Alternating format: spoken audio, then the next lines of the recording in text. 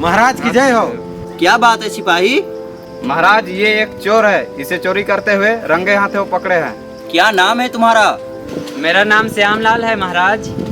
क्या तुम्हें मालूम नहीं है चोरी की सजा मौत है? मालूम है महाराज, पर चोरी करना मेरी मजबूरी है। ऐसी भी क्या मजबूरी है, जरा खुल के बताओ। गुस्ताखी माफ करे महाराज, अगर मैं चोरी करते हुए पकड़ा जाता हूँ तो मौत की सजा सिर्फ मुझे मिलेगी, लेकिन मैं चोरी नहीं करता हूँ तो मेरा परिवार पूरा भूखा मर जाएगा। क्या मतलब है तुम्हारा? महाराज, मैं बेरोजगार हूँ। अपने परिवार की जिम्मेदारी निभाने के लिए मैं पहली बार चोरी करने निकला था, लेकिन मेरी बदकिस्मती से मैं पकड़ा गया। तो ये तुम्हारा पहला जुर्म है ना? जी महाराज। अच्छा, तो तुम बेरोजगारी की वजह से चोर बने हो? जी महाराज। क्या तुम्हें काम करना अच्छा नहीं लगता है? नहीं महाराज, ऐसा बात नहीं है। दरअसल मुझे कोई काम देता ही नहीं है। ऐसा क्या बात है जो? भगवान की कृपा से मेरे अंदर एक विशेष गुण है, पर ये गुण मेरे लिए अभिशाप बन गया है, जिसके वजह से कोई मुझे काम देता ही नहीं है। वह विशेष गुण क्या है, जरा हमें भी बताओ। हर पूर्णिमा की रात को मुझे किसी न किसी का सपना आता है और आने वाले समय में वो सपना सच हो जाता है। हम तुम्हारा मतलब नहीं समझ पा रहे हैं, जरा खुल के बताओ।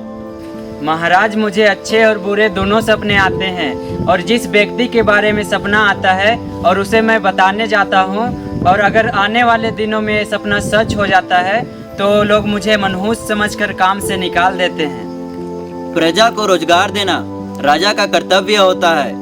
मैं तुम्हें नौकरी दूंगा, पर तुमने गुनाह किया है, उसकी सजा तो तुम्हें मिलेगी ही। जी महाराज।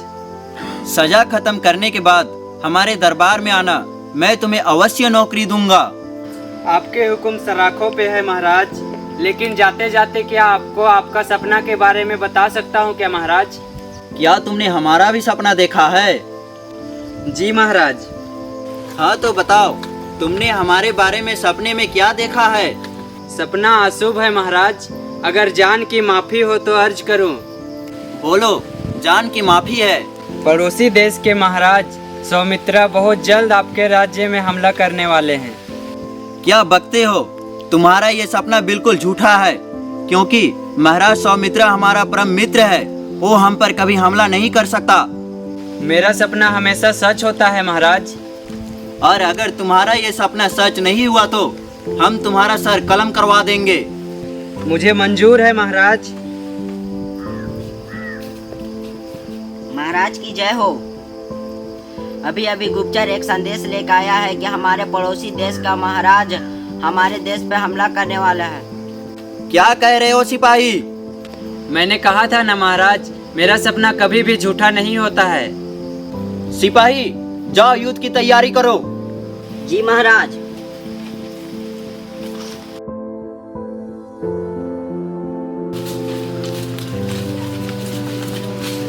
श्यामलाल, तुमने चोरी करके हमारे राज्य का कानून तोड़ा है, पर इस वक्त तुमने महाराज सौमित्रा का हमले की जानकारी देकर हमारी मदद की है। हम तुमसे बहुत खुश हैं और तुम्हें सजा से मुक्ति देते हैं। शुक्रिया महाराज, शुक्रिया। और तुम कभी चोरी ना करो, इसलिए हम तुम्हें रोजगार देते हैं। आज से हम तुम्हें अपने राज्य का मुख्य दरबार घोषित करते हैं। शुक्रिया महाराज, शुक्रिया।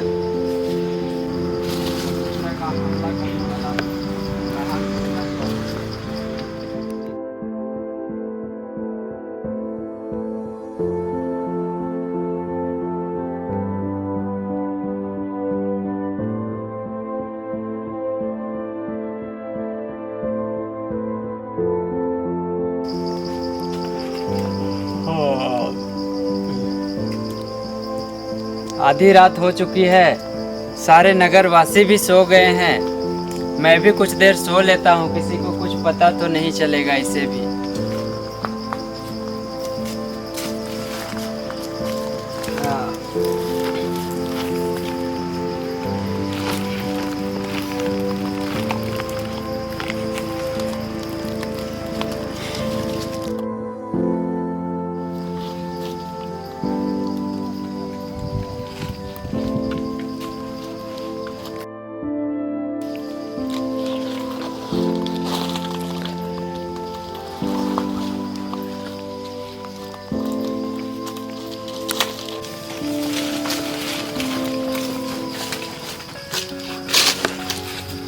कहो गुप्तचर, क्या संदेशा लेकर आए हो?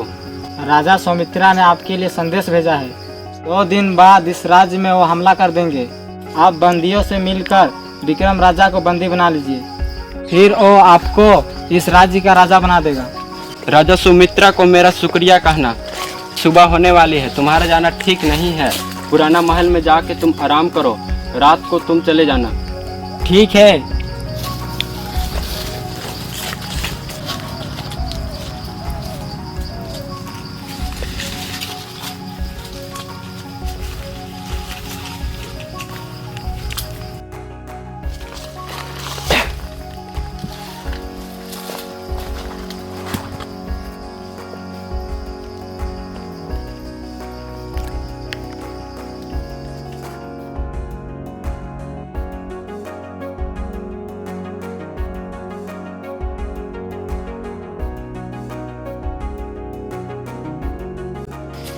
महाराज की जय हो। महाराज जी आपसे श्यामलाल मिलना चाहते हैं। ठीक है, उसे भेज दो। जी महाराज।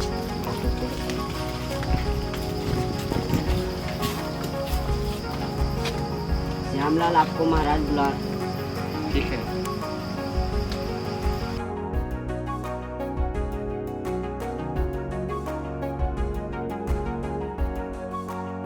महाराज की जय हो। कहो श्यामलाल, क्या कहना चाहते हो? महाराज, बात जरा गंभीर है, सबके सामने कहना उचित नहीं होगा। इससे मेरा जान को भी खतरा हो सकता है। तुम्हें डरने की कोई जरूरत नहीं है, सबके सामने कहो, क्या कहना चाहते हो? महाराज, सेनापति धर्मेंद्र सिंह गद्दार है। वे पड़ोसी देश के महाराज सौमित्रा से मिलकर आप पर हमला करने की साजिश कर रहे हैं। वे आपको बंदी बनाकर सेनापति खुद यहाँ का महाराज बनना चाहते हैं। और ये सब तुम्हें कैसे पता? महाराज, कल पूर्णिमा की रात थी और कल रात हमने सपने में यही देखा कि सेनापति गुप्तचर से यही बात कर रहे थे। क्या बकवास कर रहे हो मूर्ख? तुम जानते हो तुम किस पर इल्जाम लगा रहे हो? सेनापति धर्मेंद्र सिंह हमारे वफादार हैं। इससे गद्दार साबित करने के लिए तुम्हारे पास कोई सबूत है? महाराज, राजा सौमित्र का गुप्तचर इस वक्त पुराने महल में छिपा हुआ है और उसकी गिरफ्तारी ही सेनापति धर्मेंद्र सिंह की गद्दारी की सबसे बड़ी सबूत है। सिपाहियों, इसी समय पुराने महल की तलाशी ली जाए और अगर राजा सौमित्रा का गुप्तचर उसमें मिलता है तो उसे तुरंत गिरफ्तार कर लिया जाए और तब तक सेनापति धर्मेंद्र सिंह को गिरफ्तार किया जाए।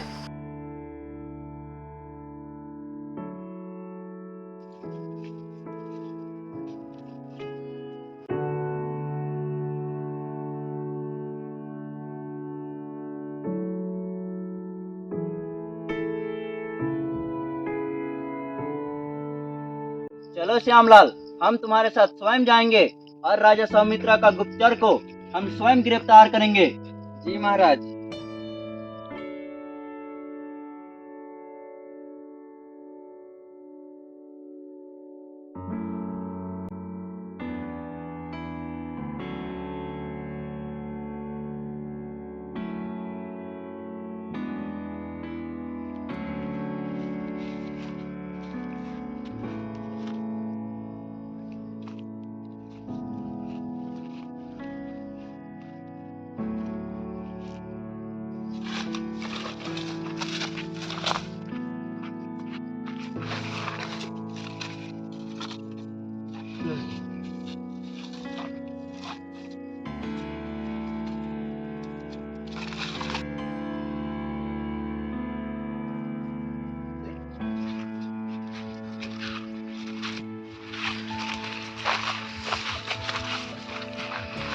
वाह श्यामलाल, तुम्हारे सपने की वजह से हमारे राज्य में आने वाला संकट टल गया और हमारे राज्य का गद्दार भी पकड़ा गया।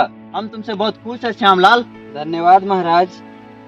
मगर हम तुमसे एक बात से नाराज भी हैं श्यामलाल। हम कुछ समझे नहीं महाराज। तुम हमारे राज्य के मुख्य दरबान हो और अगर तुम ऐसे में सो जाते हो और कोई हम पर हमला कर देता है तो? माफी चाहता हूँ महाराज। तुम्हें माफ किया जाता है। अगर तुम सोते नहीं तो तुम्हें सपना कैसे आता और तुम मुझे आगाह कैसे करते? पर एक बात याद रखना, अगले समय से पहरेदारी के वक्त सोना नहीं। जी महाराज।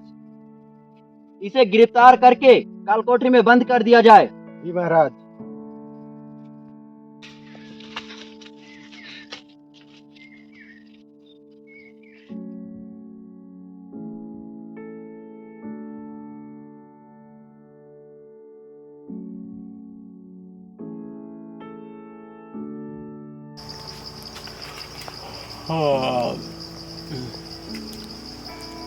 आधी रात हो चुकी है, सारे नगरवासी भी सो गए हैं। मैं भी कुछ देर सो लेता हूँ, किसी को कुछ पता तो नहीं चलेगा इसे भी।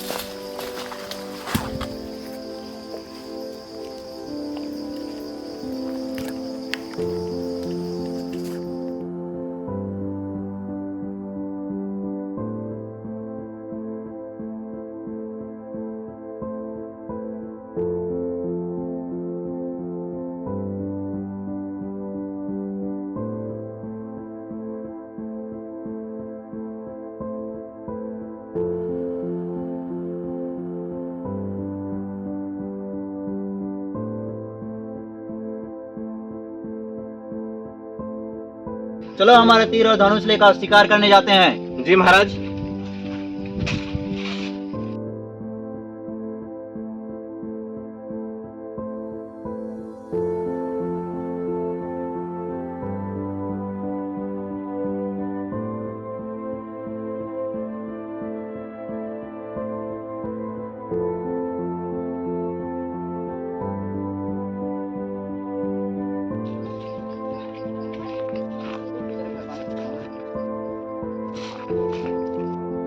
रुक जाइए महाराज, आप शिकार पर मत जाइए। क्यों, और तुम्हें कैसे पता मैं शिकार पर जा रहा हूँ? सब पता है महाराज, कल पूर्णिमा की रात थी और मैंने सपनों में देखा था।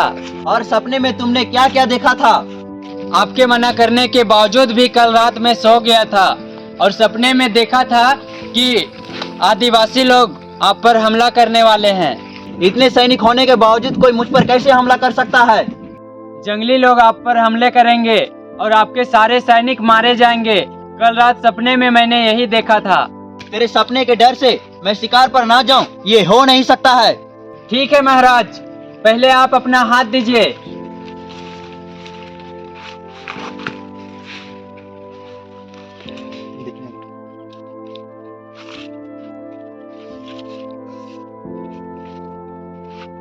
श्यामलाल, ये तुमने क्या किया?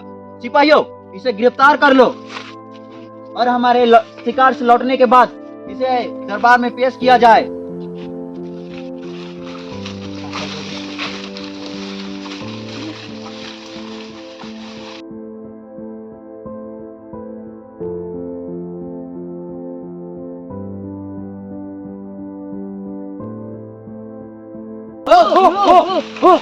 जीवा लाला, जीवा लाला, जीवा लाला, जीवा लाला।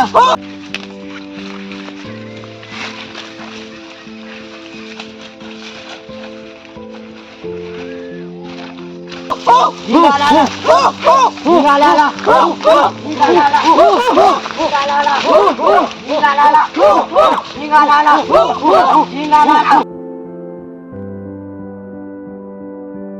जीवा लाला।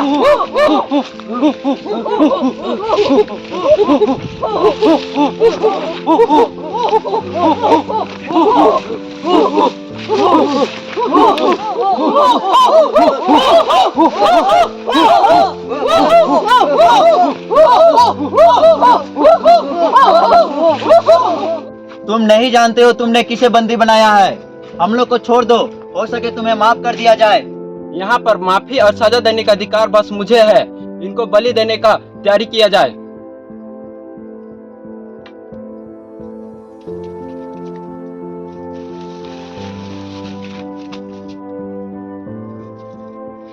सरदार, इसका अंगली तो कटा हुआ है, इसको कैसे बलि दिया जाए? जख्मी राजा को हम लोग बलि नहीं देंगे, इसे छोड़ दिया जाए।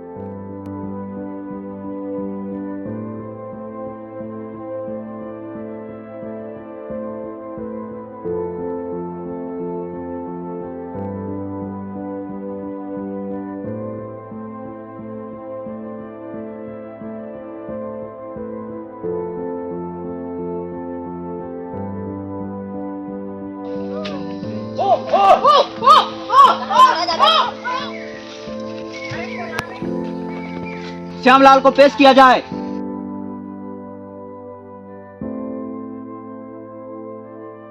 श्यामलाल, हम तुम्हारा एक बार और शुक्रिया अदा करते हैं, क्योंकि अगर तुमने हमारा अंगुली नहीं काटा होता तो आज जंगली लोग हमारा बलि दे दिए होते। हम तुम्हारा एक बार और शुक्रिया अदा करते हैं। महाराज की जय हो। महाराज, एक बुरी खबर लेकर आया हूँ। हमारे राज्य के महामंत्री अब नहीं रहे। क्या हुआ उन्हें? वो तो अच्छे भले थे। श्यामलाल उसे अपने सपने की बात कही थी। कुछ दिन के बाद उसके दिल की धड़कन रुकने से मौत हो जाएगी। उसके समय से पहले ही चल बसे। क्या श्यामलाल महामंत्री के सपने में यही बताया था? जी महाराज, मेरा सपना कभी झूठा नहीं हो सकता है। वाह, हमारे राज्य में तुम्हारे जैसे इंसान की कद्र होनी चाहिए। सैनिकों, हमारे खजाने से ढेर सारे सोने और चांदी पेश किए जाए।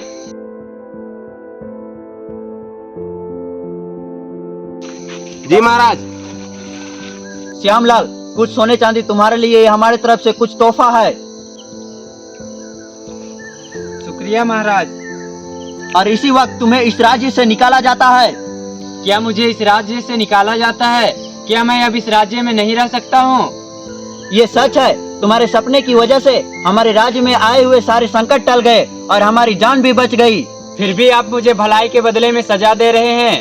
हाँ, क्योंकि तुम्हारा यहाँ रहना प्रकृति के विरुद्ध है। क्योंकि इंसान तब तक सुकून से रह सकता है जब तक उसे अपने भविष्य के बारे में पता ना हो।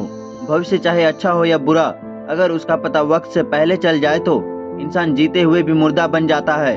तुमने हमारे महामंत्री को मौत का सच बता दिया था और वो मौत के खौफ से मौत के पहले ही चल बसे, और इसी सदमे में उसकी पत्नी भी चल बसी। तुम्हारे सपने ने 2 जिंदगी छीन ली। हम तुम्हें इसका दोषी नहीं ठहरा रहे हैं, पर कुछ चीजें वक्त पर ही छोड़ देनी चाहिए। भविष्य की बात जानकर इंसान का जीना मुश्किल हो जाए, वैसे भविष्य का ना जानना ही बेहतर है। तुम जा सकते हो।